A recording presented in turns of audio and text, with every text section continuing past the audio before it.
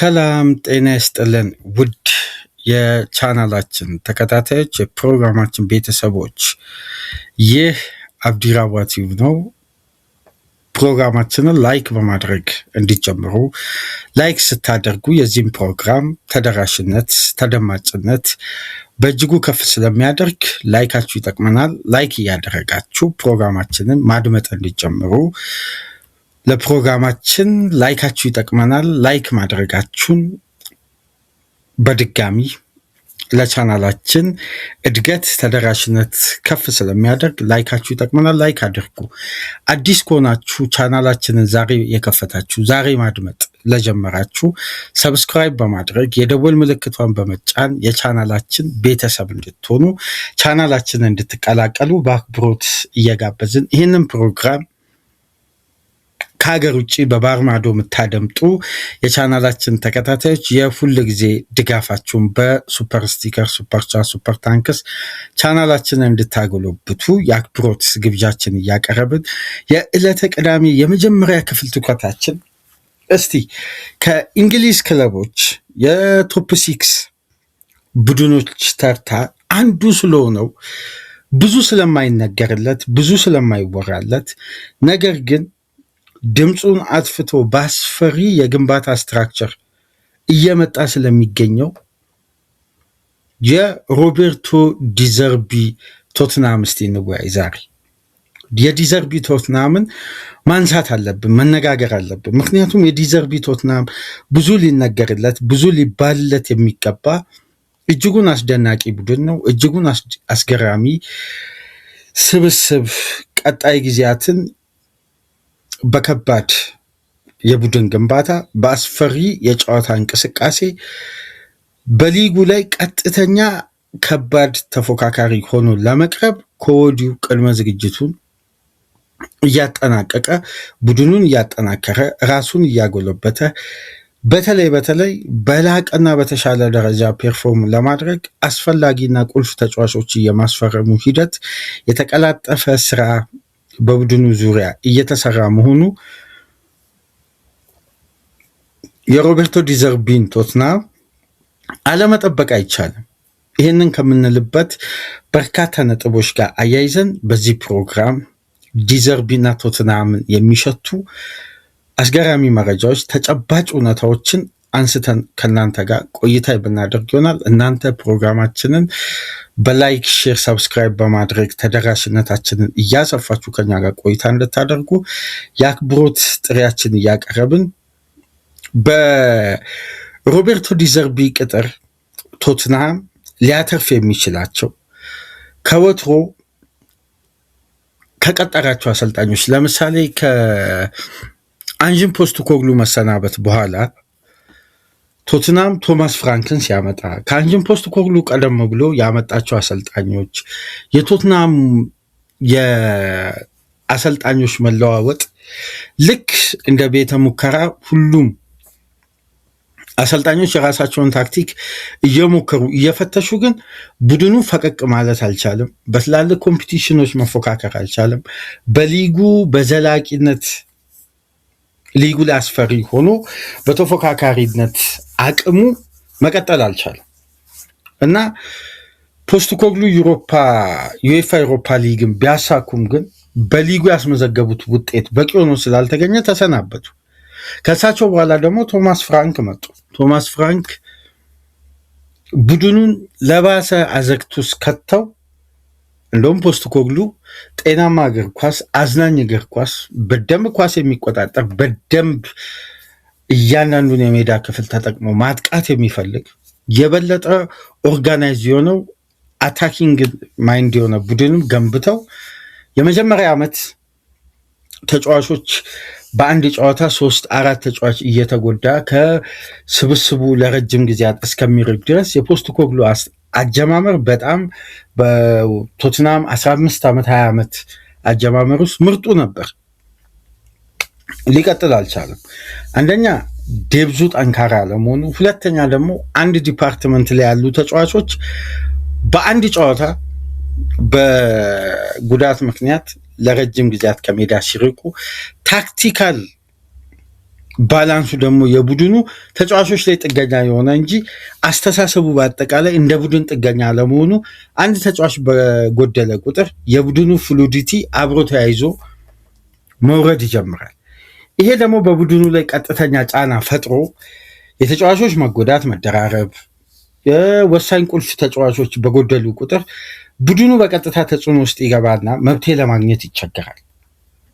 ይህም በእጅጉ ተመልክተን ነበር። ከዛም በኋላ ቶማስ ፍራንክ ላይ ብዙ ማንሳት አያስፈልግም። ከፖስት ኮግሉ ወደ ቶማስ ፍራንክ የአስተሳሰብ ለውጥ ራሱ ጤናማ ነው ተብሎ አይጠበቅም። ፊዚካል ጌም ከሚያዘውትር አሰልጣኝ ቴክኒካሊ ከሚያዘውትር አሰልጣኝ ወደ ፊዚካል ጌም ነበር የቶትናም ትራንዚሽን የተደረገው። ይሄ ደግሞ ቡድኑን በቀጥታ ምን አይነት ተጽዕኖ ውስጥ ከቶታል? የመጀመሪያው ጉዳይ የተጫዋቾች አካል ብቃት በበቂ ሁኔታ ለአንድ የውድድር ዓመት የተደላደለ አለመሆኑ፣ የተጫዋቾች ጤንነት አደጋ ውስጥ መግባቱ፣ ተጫዋቾች በአስተማማኝ ሁኔታ ፐርፎርም ለማድረግ የቶማስ ፍራንክ የስልጠና ሂደት የበለጠ ፊዚካል ጌም መሆኑን ተከትሎ በአብዛኛው የተጫዋቾች ጉዳት ይበራከቱ ነበር። የበለጠ ደግሞ ታክቲካሊ ፍሌክሰብል የሆነ ቡድን አለመሆኑን ተከትሎ ቶማስ ፍራንክ በእጅጉ ተቸገሩ። ቡድኑን በጣም አርቀው ከቶፕ ሲክስ ክለቦች ከወገብ በታች ላለመውረድ የሚጫወት ቡድን አድርገው ለቀቁ። ኡጎር ቱዶር የባሰ የቶትናሙ ውድቀት አረዘሙት። ከዛም በኋላ ነው እንግዲህ ሮቤርቶ ዲዘርቢ ታክቲሽያኑ አሰልጣኝ መጥተው ቶትናምን ማትረፍ የቻሉት። የዲዘርቢ መምጣት በቶትናም ቤት ያልቀየራቸው ነገሮች የሉ። አንደኛው የጨዋታ ሲስተም ፕላን፣ ሁለተኛው የተጫዋቾችን ፍላጎትና የመልበሻ ክፍል ጥንካሬ፣ የአሸናፊነት ወኔ፣ በፍላጎት የመጫወት፣ በፍላጎት የማጥቃት፣ በፍላጎት የመከላከል የቶትናምን ማሊያ መልበስ ያለው ትርጉም ከአሰልጣኞች ኢጎ ይልቅ አሰልጣኞች የተጫዋቾችን አጠቃቀም በተለየ ሁኔታ ሜዳ ላይ አውጥቶ ከመጠቀም ይልቅ በአሰልጣኝና በተጫዋች መካከል ያለው መቀራረብ ራሱ በጣም ጋፑ ሰፊ ስለሆነ እንደውም በርካታ ጊዜ ሲነሳ የነበረው የቶትናም ቤት ትልቁ ችግር የአሰልጣኞችና የተጫዋቾች ኮሚኒኬሽን ኢፌክቲቭ አለመሆን፣ የሚቀጠሩ አሰልጣኞች ከተጫዋቾች ቴክኒካል አቅምና ቡድኑ ካለው የስኳድ ባላንስ ጋር ተመጣጣኝ አለመሆኑን ተከትሎ ቶትናም በፍጥነት ፍሉድ ለማድረግ እየተቸገረ ነው እየተባለ ነበር ለረጅም ጊዜ። በተለይ ፖስት ኮግሉ ያመጡትን ከፍተኛ ቅንጅት ለማስቀጠል አንደኛ በወቅቱ የነበሩት የበላይ ጠባቂ አስተዳዳሪ ዳንኤል ሌቪ ትንሽ ከእግር ኳሳዊ ጉዳይ ይልቅ ቢዝነስ ሞዴል ላይ የበለጠ ጠንካራ ሰራተኛ ስለሆኑ በሜዳው ስላለው ትርፍ፣ በሜዳው ስላለው ገቢ በእጅጉ ይጨነቃሉ እንጂ ሜዳ ላይ ቡድኑ ፔርፎርም አድርጎ ወደ ስቴዲየም ደጋፊዎችን የመሳቡን አቅም ግን የበለጠ አያተኩሩም ነበር። እንደ አንድ ቢዝነስ ተከታይ የበላይ አስተዳዳሪ የበለጠ ትኩረታቸው ቢዝነሱ ላይ ነው እንጂ የቡድኑ ግንባታ ላይ እምብዛም ብዙም ትኩረት የሚሰጡ ኃላፊ አለመሆናቸውን ተከትሎ ነው እንግዲህ በዳንኤል ሌቪ በሁሉም አሰልጣኞች የሚተቹት የነበረው። በተለይ አሰልጣኞች ከለቀቁም በኋላ እዛም እያሉ የቶትናም የበላይ ጠባቂዎችን ሁሌ እንዳማረሩ፣ ምክንያቱም ጣልቃ ገብነቱ በጣም ሰፊ ነው።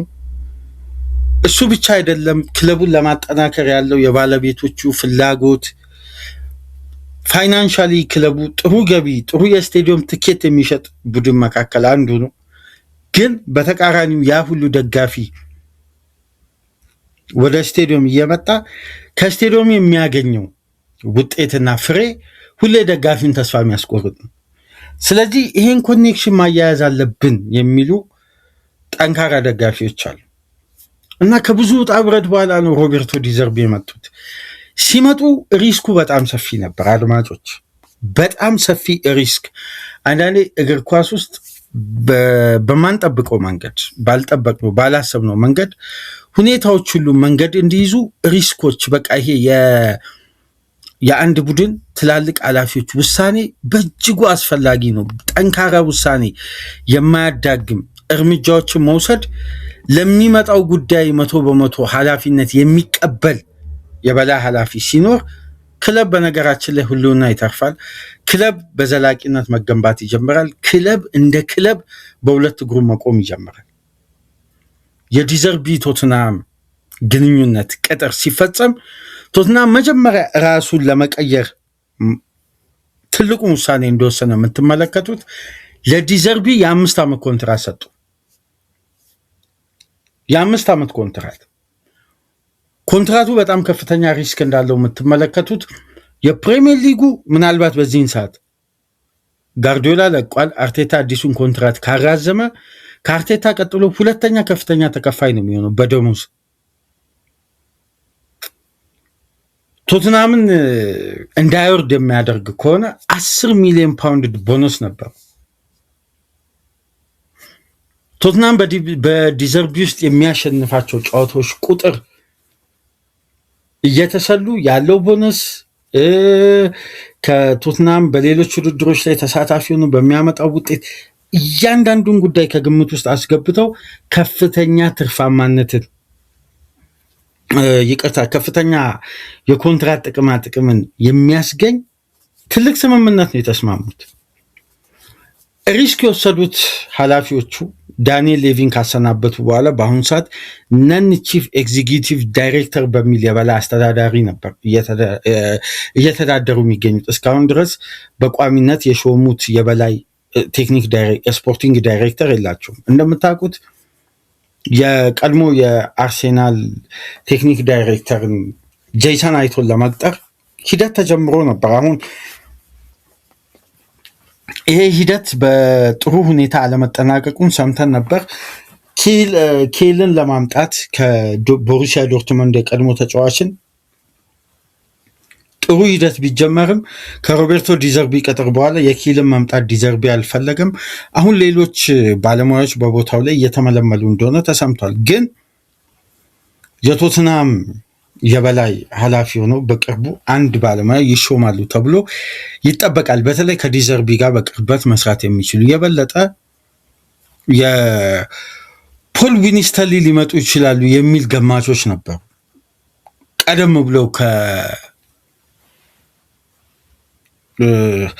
ከሮቤርቶ ዲዘርቢ ጋር በብራይተን መስራት የቻሉት አሁን በቼልሲ ነው የሚገኙት። ግን እስካሁን ድረስ ግልጽ የሆነ ነገር የለም። በቀጣይ ጊዜያት የሚወሰን ይሆናል እና በእነዚህ ሽግግሮች ውስጥ መግባት እነዚህ ሪስክ ያላቸውን ኮንትራቶች መስጠታቸው አንደኛው ቶትናምን እንዲተርፍ ካደረጉ ጉዳዮች መካከል ዲዘርቢ የረጅም ጊዜ ፕሮጀክትን ታሳቢ ያደረገ የቶትናምን ግንባታ ለመጀመር በሊጉ መቆየት አለባቸው። አንደኛ ለዲዘርቢ ለራሱ ሲቪ ሲል ምን ያክል ዲዘርቢ በብራይተን እንዳሳመነ እናስታውሳለን።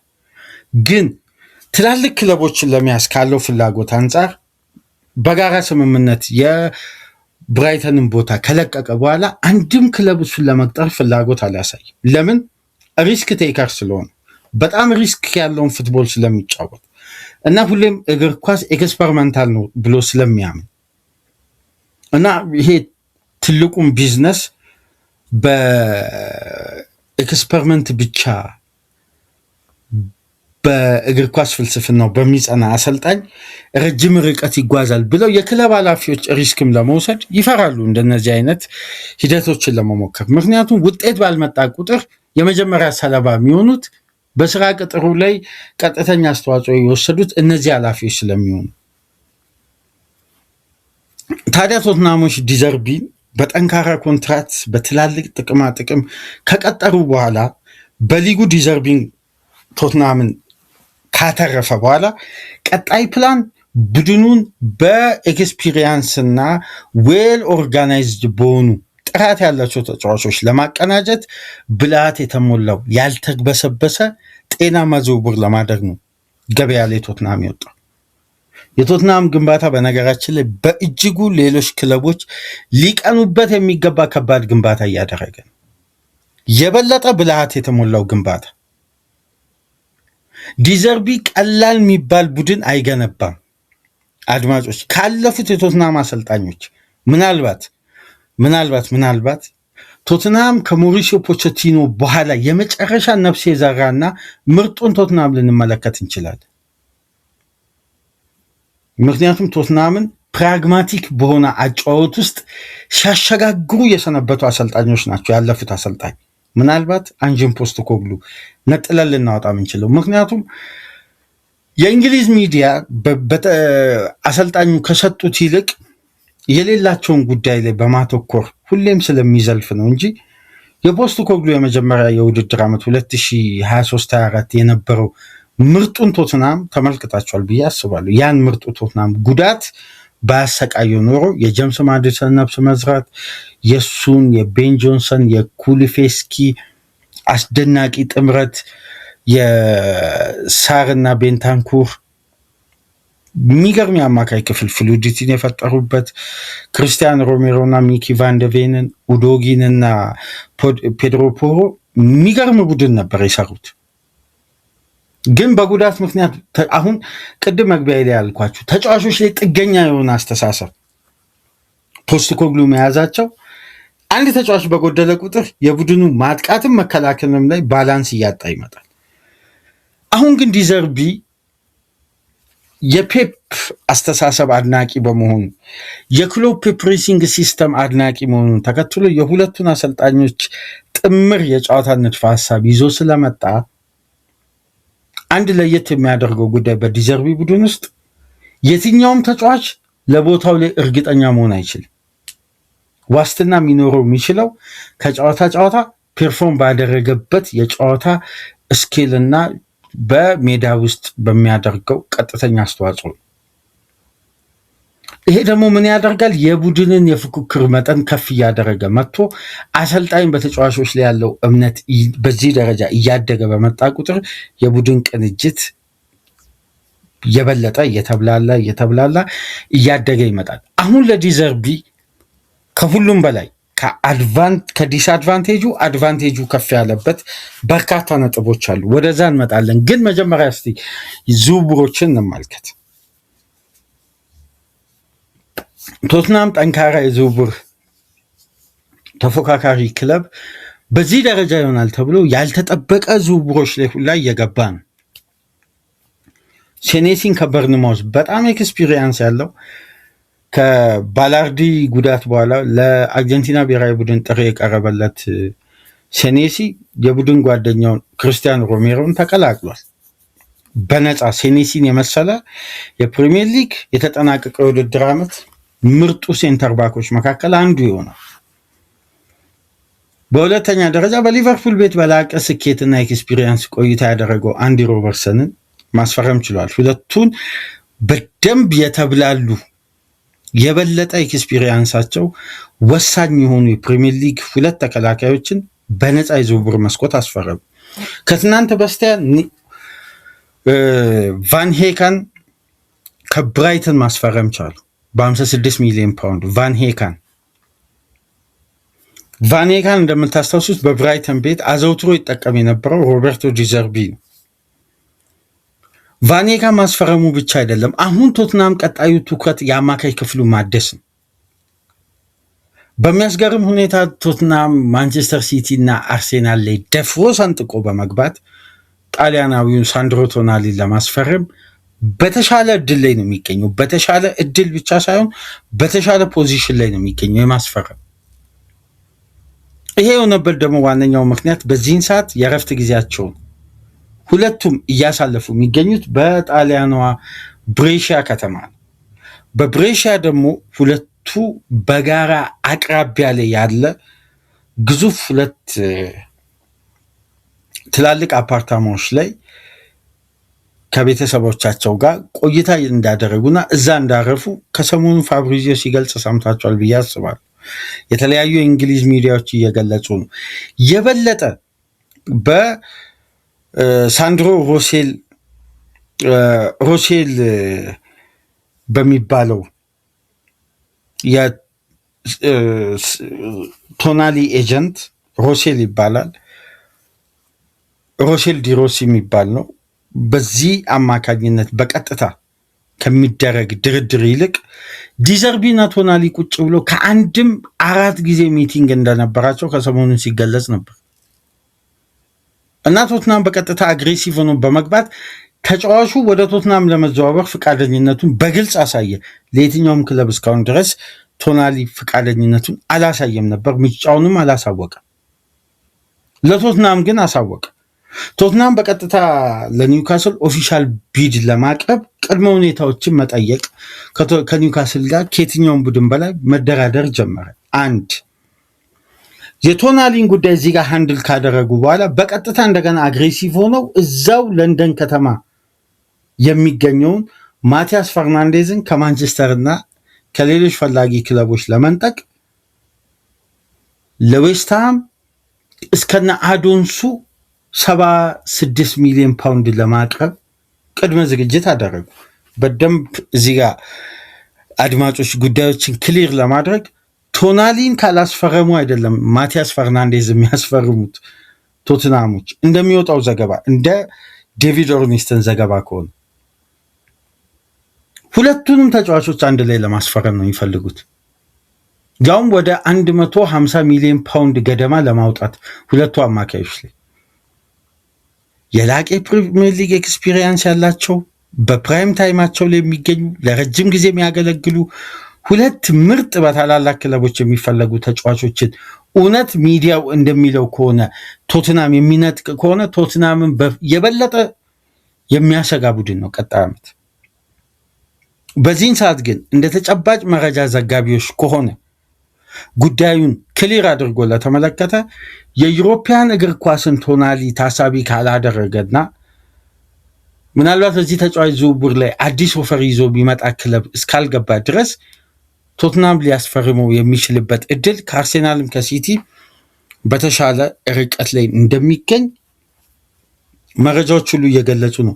የበለጠ በአገሩ ልጅ ነው የሚሰለጥነው። የበለጠ ደግሞ ጥሩ ቀረቤታ እንዳላቸው ተደጋግሞ ይነሳል። የማቲያስ ፈርናንዴዝም ጉዳይ እንደ ቀላል የሚታይ አይደለም።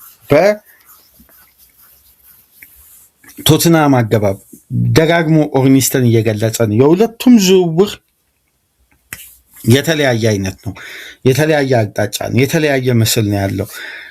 ማቲያስ ፈርናንዴዝን ማስፈረም ቶናሊን አያስቀርም፣ ቶናሊ ማስፈረም ማቲያስ ፈርናንዴዝን አያስቀርም። ቶትናሞች ለሁለቱም የሆነ አስደናቂ በጀት ይዘው ነው ለዝውውሩ የገቡት ነው የሚለው። ይሄ ደግሞ የአማካይ ክፍሉ ግንባታ ነው ያልተጠበቀ። እንደውም አንዳንድ ሚዲያዎችን ስመለከት ነበር ከሰሞኑን በቶትናም በኩል የሚወጡ ጠንካራ ዘጋቢዎች ምን ይላሉ? ይህን ተጫዋችና በተጨማሪም ማቲያስ ፈርናንዴዝ እና ቶናሊን ብቻ በማስፈረም አይደለም ቶትናም የዝውውር መስኮቱን የሚያቆመው ይላል። ገና ለገና እዛው ዌስትሃም ቤት ቆይቶ ለሳማቪል ተጨማሪ ክፍያ ማቅረብ ይፈልጋል በግራ ዊንግ በኩል። ምክንያቱም ይላል ይሄ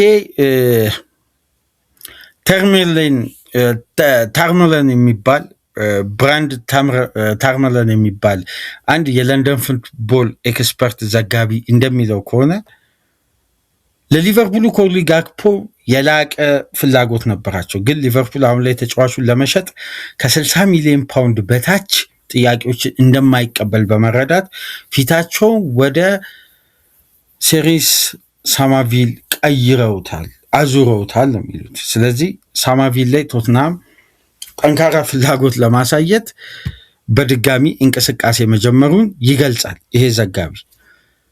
ቶትናም በዚህ ዝውውር ብቻ አያቆም።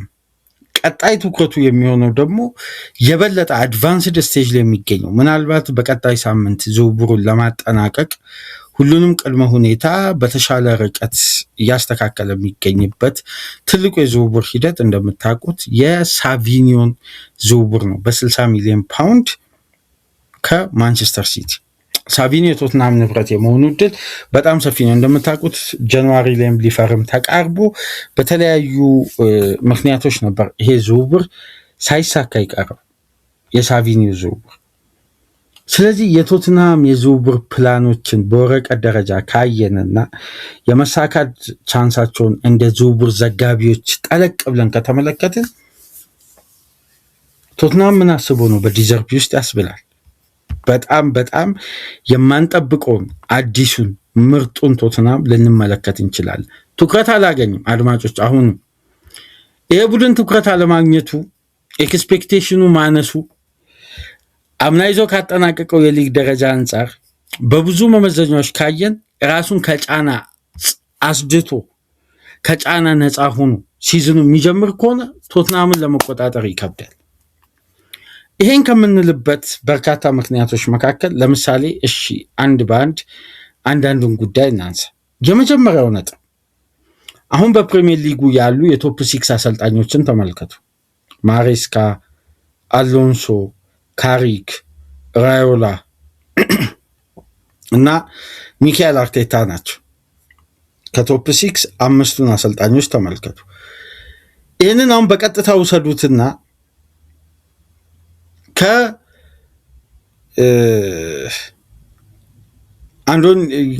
የአንዶኒ ራዮላ የሊቨርፑል አዲስ አሰልጣኝ ነው። ማንቸስተር ሲቲ በኤንዞ ማሬስካ ነው የሚሰለጥነው።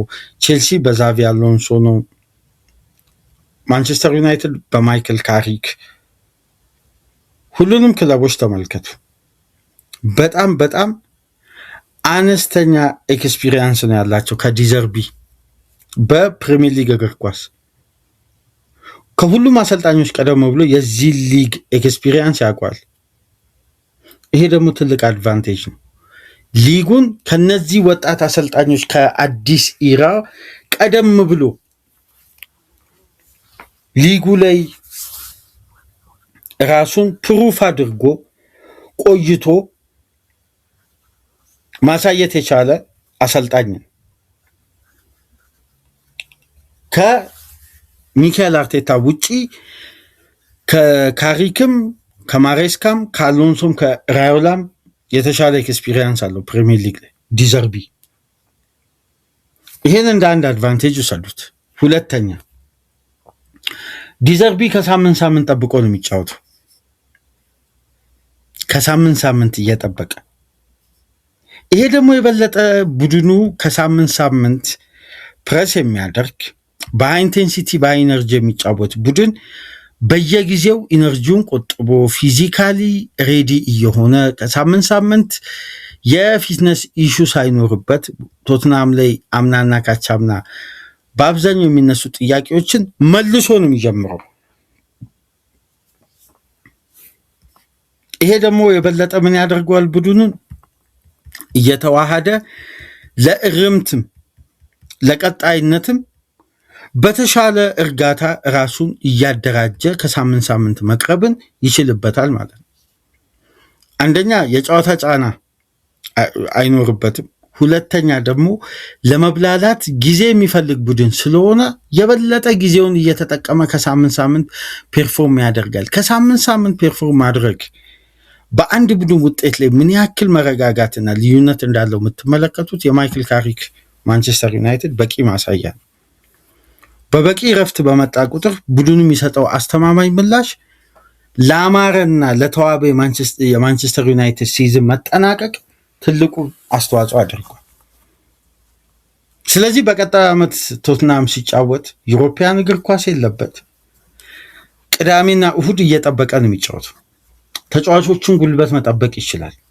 በአግባቡ የሪከቨሪ ጊዜን ይጠቀማል። ስለዚህ በሊጉ ላይ ያለውን አብዛኛውን ጫና ቶትናም በእርጋታ ሆኖ ነው የሚመለከተው። እንደ ሌሎች ክለቦች በ4 ቀንና በ3 ቀን ውስጥ አይጫወቱ። ይሄን ደግሞ ከዲዘርቢ ከነዚህ 4 አሰልጣኞች በተሻለ ኤክስፒሪየንስ ላይ መቀመጡ ለታክቲካል ሱፔሪዮሪቲ በጣም ይጠቅመዋል፣ አድቫንቴጅ። በነገራችን ላይ ቶትናም ግንባታው በተያዘለት እቅድ መሰረት የሚጠናቀቅ ከሆነ በግል የሚያሰጋኝ ቡድን ቀጣይ የውድድር ዓመት ቶትናም ነው። ብዙ መጠብቀው ቡድን በጣም አስፈሪ ያን የምናውቀውን የዲዘርቢን እግር ኳስ በብራይተን ቤት ያሳየንን መድገም የሚችል አቅም ያለው የበለጠ እነ መሐመድ ቅዱስ እንደ አዲስ ፈራሚ ናቸው። ዛቪ ሲሞንስ ጉዳት ላይ ቢሆንም ሲመለስ እንደ አዲስ ፈራሚ ነው። ምክንያቱም አብዛኛውን ጊዜ ጉዳት ላይ ስላሳለፈ እነ ጀምስ ማዲሰን ከጉዳታቸው አገግሞ በመጨረሻም ሲመለሱ ተመልክተናል። በጥሩ ሁኔታ ፐርፎርም ያደርጋሉ ተብሎ ቀጣይ ዓመት ይጠበቃል። እነ ሪቻርልሰን ምናምን ከክለቡ ይለቃሉ ተብሎ ይጠበቃሉ። እነ ዶሚኒክ ሶላንኬ፣ ዴያን ኩሊኬስኪ፣ ቅዱስ የተለያዩ ተጫዋቾች በአዲስ መልኩ ነው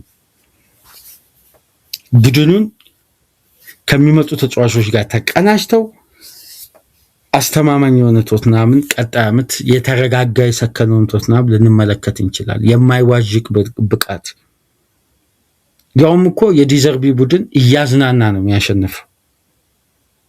አሳምኖ ማሸነፍን በደንብ ያውቅበታልና ትኩረት ያላገኘው አስፈሪው የሆነ ግንባታ በዚህን ሰዓት ድምፁን አጥፍቶ የሚፈርሙ ተጫዋቾችን ቴክኒካል አቅም ኤክስፒሪየንስ በቡድኑ ላይ የሚፈጥሩትን ቀጥተኛ ተጽዕኖ እየተመለከትን የቶትናም ጉዞ ሳያስፈራ እንዳልቀረ ከወዲሁ መጠርጠር ይቻላል። እስቲ እናንተ እንዴት ትመለከታላችሁ የቶትናምን ጉዞ? እውነት እንደሚባለው እነ ቶናሊን የሚያስፈርም ከሆነ ቶትናም ቀላል ተፎካካሪ ቡድን ይሆናል ወይስ ያለፉትን 2 ዓመት የተመለከትነውን አይነት ቶትናም በድጋሚ የምንመለከት ይመስላችኋል?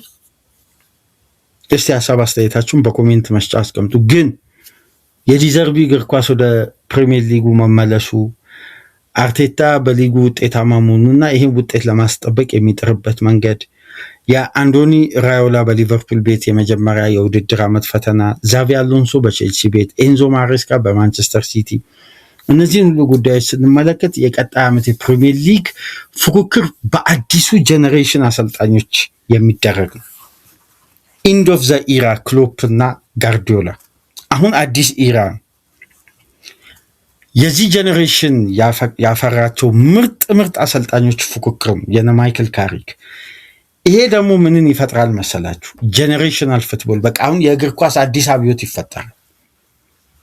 ይሄ አብዮት ደግሞ በዘመናዊ እግር ኳስ አንድ አዲስ ምዕራፍ አንድ አዲስ ቻፕተር ገልጸን ምንመለከትበት በመሆኑ በጣም እድለኞች ነች። ምክንያቱም የፕሪሚየር ሊግ እግር ኳስ በየጊዜው ለውጥ ጊዜውን እየጠበቀ ለውጦችን ሂደቶችን እያካሄደ የዛሬ 10 ዓመት ክሎፕና ጋርዲዮላ የእንግሊዝን ምድር ረግጠው ነበር። በ10 ዓመት በላቀ ፉክክር እንግዲህ ሁለቱ ለቀቁ። አሁን አዲስ ጄኔሬሽን መጣ። አዲሱ ጄኔሬሽን ደግሞ በአዲስ ሀሳብ፣ በአዲስ ፍልስፍና፣ በአዲስ ኢነርጂ ነው። የሊጉ ፉክክር ከጊዜ ወደ ጊዜ ጣዕሙን ለዛውን ሳያጣ እንግዲህ በጤናማ መልኩ ይሸጋገራል ብለን ተስፋ እናደርጋለን። የቀጣዩ የውድድር ዓመት የፉክክር ደረጃን ግን ለመመልከት ከወዲሁ እንግዲህ የሚያጓጓ ነው የሚሆነው። የዲዘርቢ አስደናቂ ቡድን ለመገንባት የሚያደርገው ጥረት ራዮላን ለማገዝና ፈተናቸውን ለመቀነስ የሊቨርፑል ኃላፊዎች በብዙ ሚሊዮን ፓውንዶችን በድጋሚ ለማውጣት መዘጋጀታቸው አርቴታ በዋንጫ አሸናፊነት ላይ ለመቆየት ቡድኑ የሚያጠናክርበት መንገድ ኤንዞ ማሬስካ የተማሩበትን ትምህርት ቤት ተመልሰው ደግሞ የማስተዳደር ኃላፊነትና የማሰልጠን ሙያዊ ኃላፊነት ተረክበው የፔፕን ጫማ ረግጠው የሚያሰለጥኑበት ሂደት ነው። ዛቪ አሎንሶ የተመሰቃቀለውን ኦርደሩን ያጣው የክሊርሌ ካፒታልና የቶዲ ቦይሊን የተናወጠውን የቼልሲን ቤት የማስከን ኃላፊነት ወስዷል። ካሪክ ደግሞ ማንቸስተር ዩናይትድን ወደ ቀድሞ ግርማ ሞገስ የመመለስ ትልቅ ኃላፊነቱን አምና በኢንተርም ማናጀር አሳይቶ አሁን የሄድ ኮችነትን ሹመት አግኝቷል። ስለዚህ ሁሉም ቡድን ውስጥ ያለው መንፈስ ድልንና ራስን መልሶ የማግኘት ባገኙበት መንገድ የመዝለቅ የጀመሩትን መንገድ የማስቀጠል ነውና ይሄ ፍጹም አስደናቂ ሲዝን ከፊት ለፊት እየመጣ ነው። የቀድሞውን አይነት የተፎካካሪነት ውበቱን ዳግም ያገኛል። ምክንያቱም የተጠናቀቀው የውድድር ዓመት ዝምታ የነበረው ሊግ ነው። ዝምታ የነበረው ምላችሁ የተፎካካሪነቱን አቅም አጥቷል። አምና አብዛኛው ቡድኖች የተዝረከረከ ሲዝን ነው ማለት እንችላለን። ማንቸስተር ዩናይትድ አሰልጣኝ ቀይሯል። ሊቨርፑል ግማሽ ቢሊዮን ፓውንድ የሚጠጋ ገንዘብ አውጥቶ የአርነ ስሎት የሀሳብ እጥረት ክለቡን አዘግቶ ከቷል። ቼልሲን በተመሳሳይ ባደረገው ኢንቨስትመንት ልክ ውጤት ማምጣት አልቻለም። 3 አሰልጣኝ አሰናብቷል። እነዚህ ሁሉ ጉዳዮችን ስንመለከት አሁን ሊጉ ሰክኖ በተፎካካሪነት በሽግግር የሚቀጥልበት ሲዝን ነው ብለን እናስባለን። እስቲ የቶትናምን አስፈሪውና ድምፁን አጥፍቶ እየተገነባ ያለውን ቡድን በእንዲህ መልኩ ተመለከትን። የእናንተን ሀሳብ አስተያየት ደግሞ በኮሜንት መስጫ ላይ አስቀምጡ። ላይክ አድርጉ። ላይካችሁ ይጠቅመናል። ሼር አድርጉ። ፕሮግራማችንን ዛሬ ለከፈታችሁ ሳብስክራይብ አድርጉ። ከሀገር ውጭ የምታደምጡ ለቻናላችን በሱፐር ስቲከር፣ ሱፐር ቻት፣ ሱፐር ታንክስ ድጋፍ አድርጉ።